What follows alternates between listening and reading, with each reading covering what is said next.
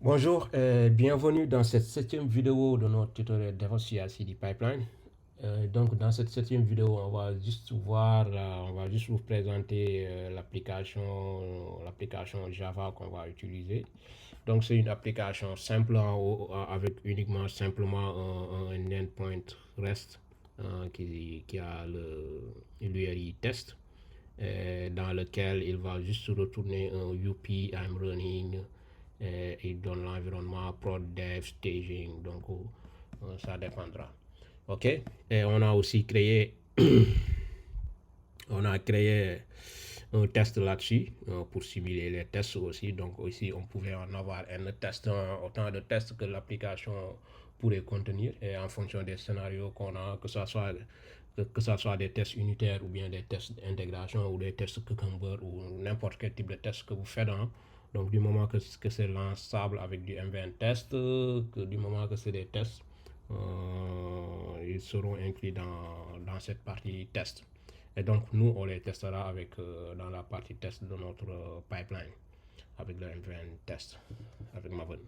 Ok, donc c'est ça, c'est une application simple Java 17 Spring Boot 3.2. Donc on peut vérifier ça dans le pom.xml.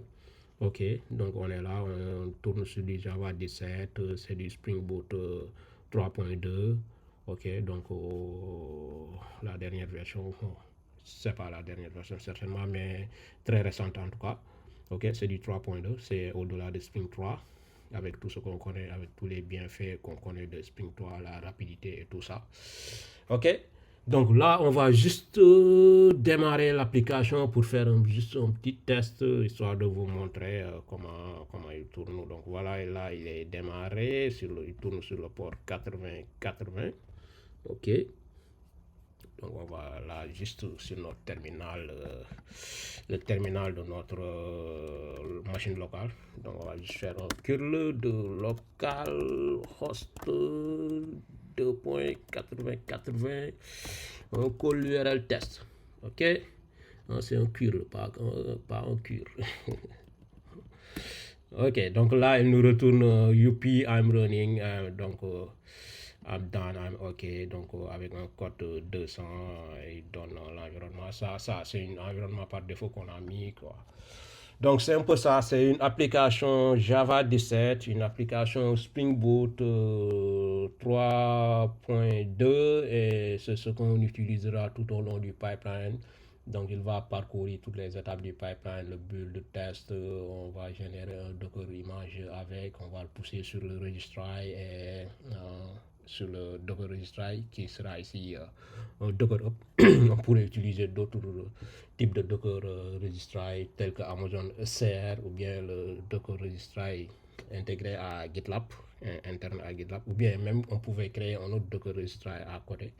Mais Docker Hub c'est plus simple, donc c'est plus simple, surtout que ça nous évite de faire de la config en plus.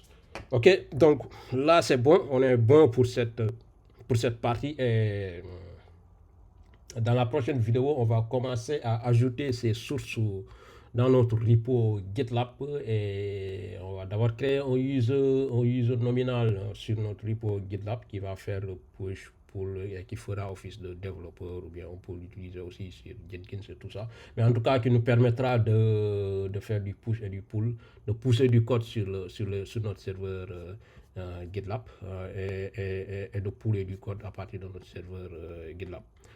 Donc voilà, donc ça sera tout pour cette vidéo, et on se retrouve à la prochaine vidéo. Et merci et à la prochaine vidéo.